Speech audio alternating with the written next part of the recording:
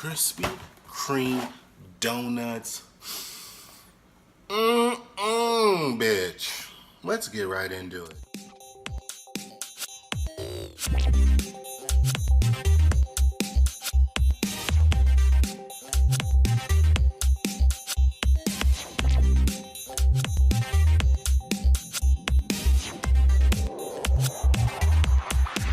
Alright guys, Saban's Power Rangers.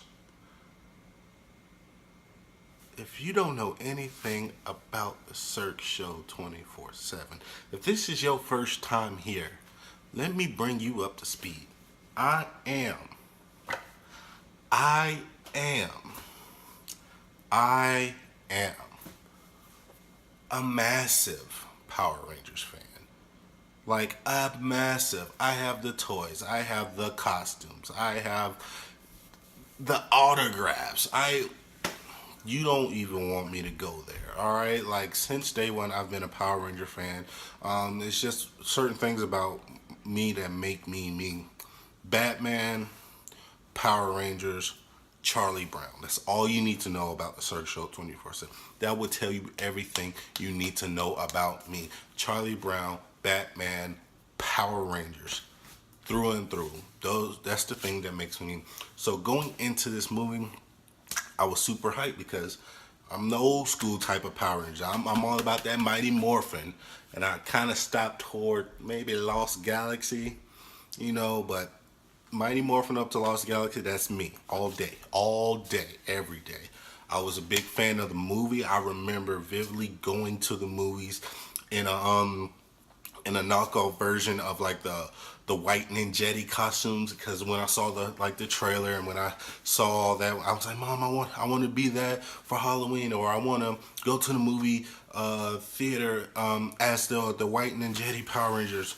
But they didn't have it in my size because I was a massive black child back then. So they didn't have like kid sizes for me. So she got me like this knockoff like version of a ninja costume, and we kind of like decorated up to kind of look something like a bootleg version of the white ninjetti costume. So I went to that in the movie premiere. So I remember vividly just loving the Power Rangers, still loving the Power Rangers, and how much of an impact it had on me in life. So going into this movie, I was super excited. Man, let me tell you, my honest opinion, like not being biased, not, sugarcoating it, just being really, really honest. This was a really, really good movie. It was super fun. It was super exciting. I've seen it twice already. I saw a early screening of it. Then I saw a Thursday night opening. And man, this movie it's fantastic. First of all, it's well acted. Say what you want to say about the Mighty Morphin Power Rangers back in the day. As much as I love it, I knew, and I still know, they weren't the best actors in the world. They, they got by because they were mostly all martial arts kids and stuff, which was cool. But they weren't the best actors in the world back in the day. They weren't. I mean, as much as I love it, and it pains me to say it, but they weren't the best actors. Now we're in an age where young kids are really, really good actors. Young adults are really, really good actors. Some of these new actors and actresses are coming up are really, really good and really trained in that art of acting. And man, you just gotta give it up to Saban, Lionsgate, and everybody involved in this movie for going out, getting really, really good talent, and making you believe in these characters again and stuff like that, and just a different take on these characters, which is really, really cool. It's very, kind of Breakfast Club, meets maybe Power Rangers something. It's really, really cool the way they did it. And just having that teen angst and that teen drama and stuff, and how they incorporate it into this kind of world, into the year 2017, where kids go through like these random like cyberbullying and not doing good in school, and being picked on and talking about their religion or their sexual preference, and stuff like that. That's in the real world today, and that's what goes on in today's world. So having them have the courage to kind of incorporate their Power Rangers and these new kids into that same kind of lifestyle, it really hit home because people like that. You've been around people like that, and that was really really cool. Probably the best performance in this movie is the kid who plays the Blue Ranger, Billy. Man, he was just really really cool. He was really awesome. He was really likable. You felt for him at times. You laughed with him at times. You were always rooting for him.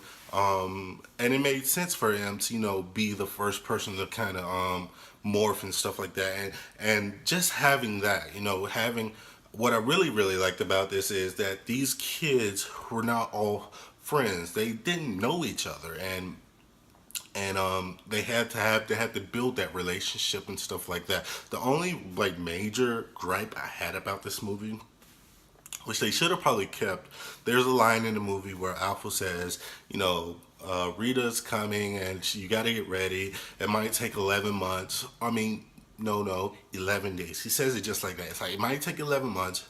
Never mind. I mean, 11 days. It probably would have been a lot better for me. I feel like just in a story point and plot, it could have been a lot better if it was just, okay, Rita's here. It's going to take her like 11 months to get all this gold or accumulate all this gold to build Goldar stuff. So you have 11 months to become friends, to figure out this morphing stuff, to train and stuff like that.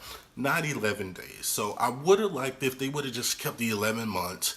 They could have had they could have had time jumps. They could have had a good montage. They had a pretty decent montage, but they could have had a longer montage just to show you that the days, the months have passed, to get ready and to be more believable, because there are certain things in this story, and I understand it is an origin story. They can only cram in so much.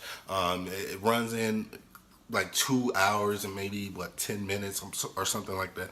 But it would have been cool if they found these coins. They didn't know each other. They meet Zordon and Alpha, and they have 11 months until the day they need to fight Rita to get their shit together, to practice, to train, to learn more about each other, to be one as a team instead of 11 days. Hell, Moses couldn't even do his shit in 11 days. So I know, these Power Rangers can get their stuff done in 11 days. So for me, I would have liked to see that progression of the 11 months, to just build upon their friendship and their relationship as Rangers. But other than that, that's kind of my major gripe. And they had a lot of cool beats, and there's a lot of great nods, a lot of cool moments. And like I said, this is an origin story, so you don't get the Power Rangers until towards the end, maybe the last 15, 20 minutes of the movie. And I was already fine with that. I was okay with that. For me, as much as the Power Rangers are cool, you need to build upon these characters. And I really enjoyed just following these kids through their everyday life, figuring out life, because that's what life is about, and that's what being a teenager is about. It's just kind of figuring out life, figuring out where you're going, figuring out what's your destiny and stuff like that. So I really enjoyed that. Rita was really really cool. A lot of people I've been seeing say she was brought up to like an 11 and stuff. It's Rita Repulsa. This is a Power Ranger. You got to just shut your brain off, people. In the movie, she was up to a 12, so having Elizabeth Banks up to a 11, I'm okay with. You have to kind of just shut your brain off for stuff like that. I thought she was scary at times. She was funny at times. I love most of the jokes that they had, especially like the Krispy Kreme. That's one of the coolest versions of just self-promoting and just product placement I've ever seen in a movie, where the Krispy Kreme is built into the story. It's built. It's not just like, oh, we need to say Krispy Kreme because they're an advertiser or something like that, or we need to put this in here so we can get extra money and stuff. No, they built that product into the story, which had a lot of great funny moments. Bring that product in. The Zords look really, really cool. The only thing about the Zords is they look cool, but at the same time, you still can't really notice what they really are. You got to kind of squint, like, oh, okay, now I see where the mastodon kind of is, or now I see how this is a T-Rex and stuff like that. But it was still cool. Hopefully they get better Zords. They kind of upgrade to better Zords, better outfits, because I was one of the big naysayers of the suits. I didn't really think they were too Iron Man-y, but they look really cool in motion, which I like. They look really, really cool in motion, but they still reminded me too much of Iron Man. So hopefully they get something a little bit more sleeker, just a little bit more mobile, so they can kind of move, because they did kind of seem more kind of Iron Man-ish. So other than that, man, like I said, I really enjoyed this movie a lot. It was really fun. The characters were really, really fun. It was well acted. It had a nice stinger at the end with Tommy Oliver, so he's coming. He is coming.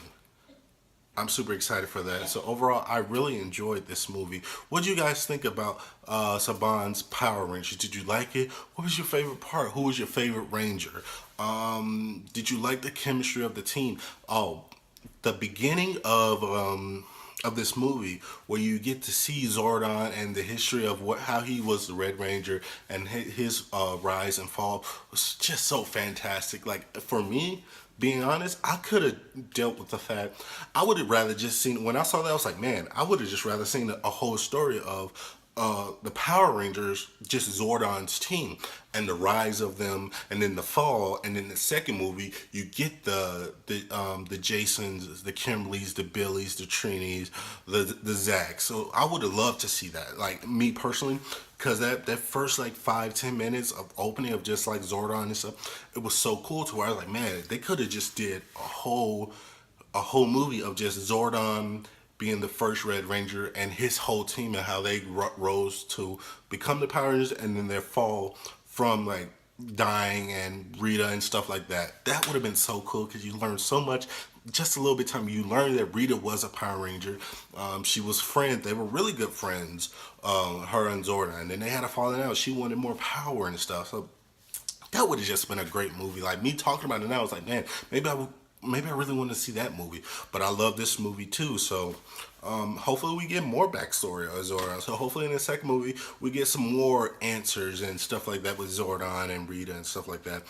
So I was super excited for that. Everything was really good. Acting well, shot well, other than a few minor gripes that I had, like the 11th month or the 11-day thing really kind of bugged me. But other than that, I really enjoyed it. What do you guys think? Please like this video, comment, subscribe. Tell me what you thought. And as always, this is the Search 24/7. Be easy.